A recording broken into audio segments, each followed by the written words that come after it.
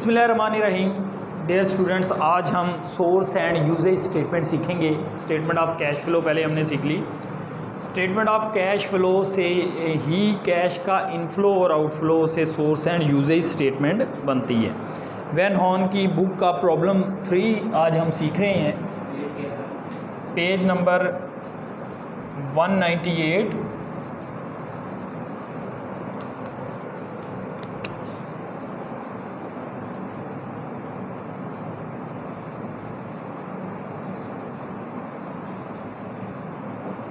Problem 3,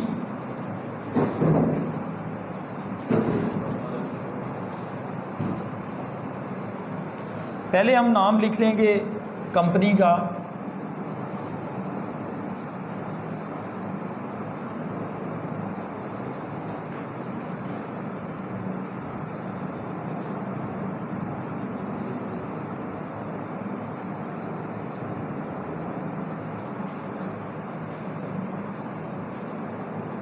source and uses statement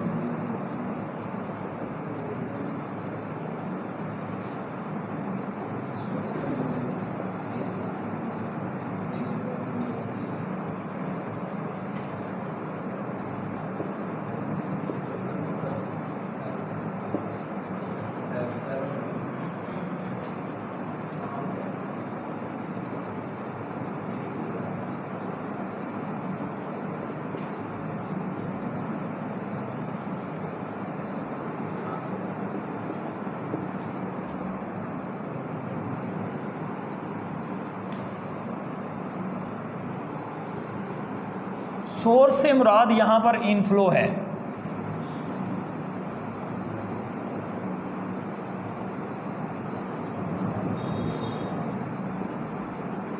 और usage या application से मुराद आउटफ्लो है।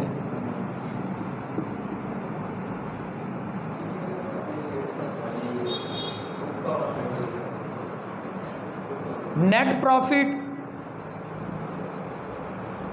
प्रॉफिट से हमारे पास कैश जो है वो क्या है, इंक्रीज है। नेट प्रॉफिट हम लिखेंगे सोर्स वाली साइड पर, net profit after tax.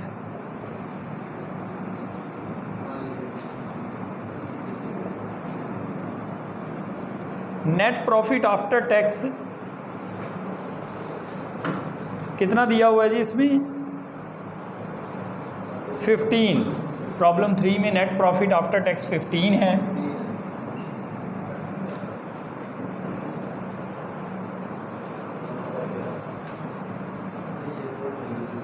Depreciation हम ऐड बैक करते हैं, तो डेप्रिसिएशन भी सोर्स वाली साइड पे ही आएगी।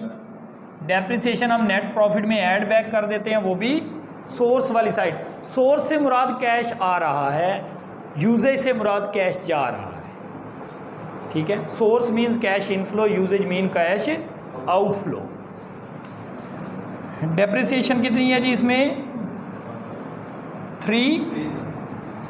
इसके बाद इंक्रीज, एसेट्स में इंक्रीज होता है तो क्या होता है? Cash outflow, inflow, outflow. अब हम देखते जाएंगे, अकाउंट रिसीवेबल में इंक्रीज हुआ है तो इंक्रीज इन अकाउंट रिसीवेबल इस साइड पे आएगा। इंक्रीज इन अकाउंट रिसीवेबल कितना आ गया? 3 से इंक्रीज हुआ तो कैश का आउटफ्लो है। इन्वेंट्रीज पहले 12 थी, अब 15 हो गई, तो इसका मतलब फिर इंक्रीज हुआ है। एसेट इंक्रीज होगा तो आएगा यूजेज में।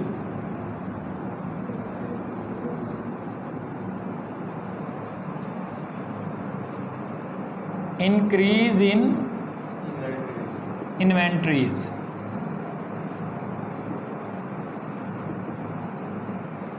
ये भी 3 है।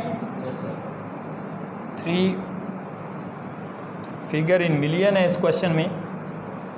उसके बाद net fix asset, acquisition of fix asset हम यहाँ से निकालेंगे और फिक्स एसेट में हम देखेंगे कि क्या उसकी एक्विजिशन हुई है या डिस्पोजल हुआ है। एक्विजिशन से कैश का होगा आउटफ्लो,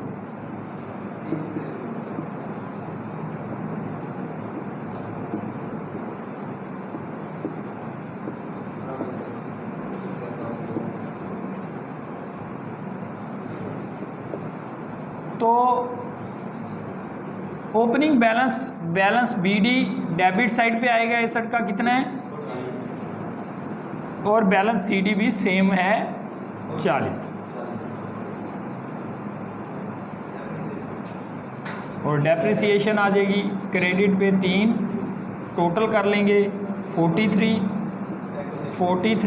और एक्विजिशन हो गई फिक्स एसेट की 3।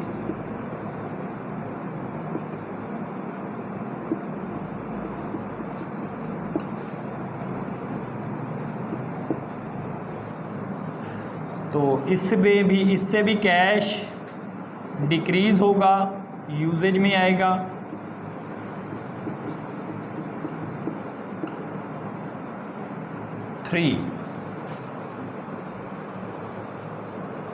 अकाउंट पेबल पहले 8 है, अब हो गया कितना 10। पहले 8 है अब 10 हो गया, इसका मतलब अकाउंट पेबल में क्या हुआ है, इंक्रीज हुआ है। अकाउंट पेबल में इंक्रीज होगा, लायबिलिटी में इंक्रीज होगा, तो क्या होगा, सोर्स बनेगा। इंक्रीज इन अकाउंट पेबल कितनी अमाउंट है जी, 2 से इंक्रीज हुआ। नोट पेबल पहले 5 था, अभी भी 5 है, कोई चेंज नहीं है, नहीं लिखेंगे। एक्रूड वेजेस पहले 2 था, अब 3 हो गया, 1 से इंक्रीज हुआ है।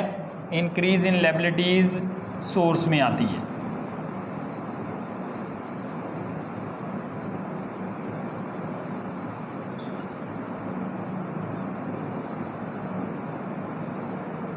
एक से इंक्रीज है,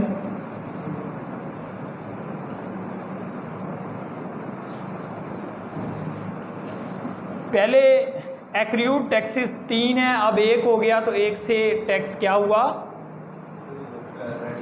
रिड्यूस हो गया, डिक्रीज हो गया, तो डिक्रीज इन लायबिलिटी यूजेज में आएगा।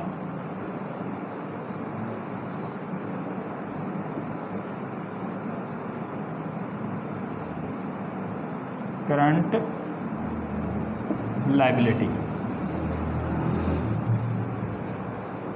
1। लॉन्ग टर्म डेट पहले जितना था अभी भी उतना ही है, कॉमन स्टॉक में भी कोई चेंज नहीं आया। डिविडेंड निकाल लेंगे रिटेन अर्निंग का अकाउंट बना के, तो उससे कैश का क्या हो रहा होगा, आउटफ्लो जी। Retain earning account, balance BD और बैलेंस CD कितना है,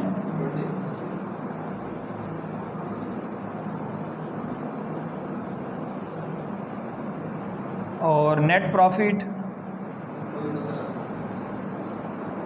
टोटल कर लेंगे 30। इसी टोटल को इधर लिखेंगे, इस टोटल में से इसको माइनस करेंगे तो ये आ जाएगा नेट डिविडेंड आ जाएगा, डिविडेंड पेड।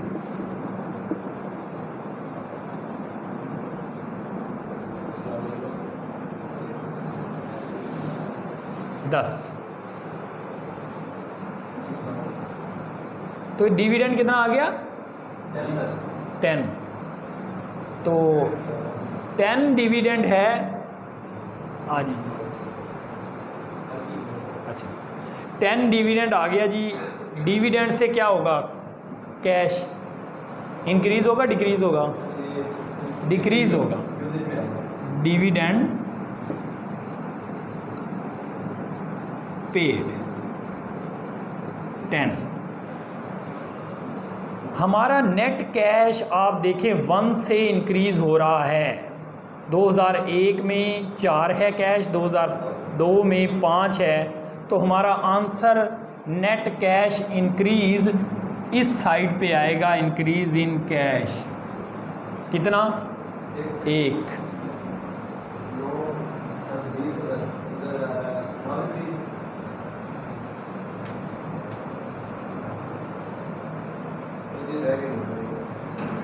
आप इसको चेक कर लें पहले तो। ये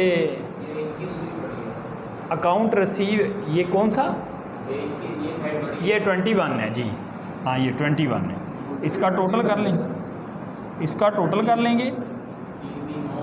ये 21 है, इसी टोटल को इधर लिखेंगे 21, इसमें से माइनस करेंगे तो ये हमारा इंक्रीज़ इन कैश और कैश इक्विवेलेंट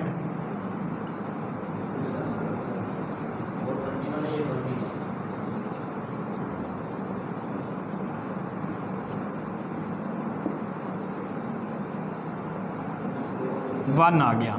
अगर हमारा सोर्स ज़्यादा है, यूजेज कम है, तो इंक्रीज़ होगा कैश का, तो वहाँ आप देखेंगे कि कैश का 1 इंक्रीज़ हुआ है। उसमें तो स्टेटमेंट ऑफ कैश फ्लो में हमारा आंसर निकलता है, एंडिंग बैलेंस ऑफ कैश निकलता है, इसमें जो उसका डिफरेंस होता है वो निकलता है।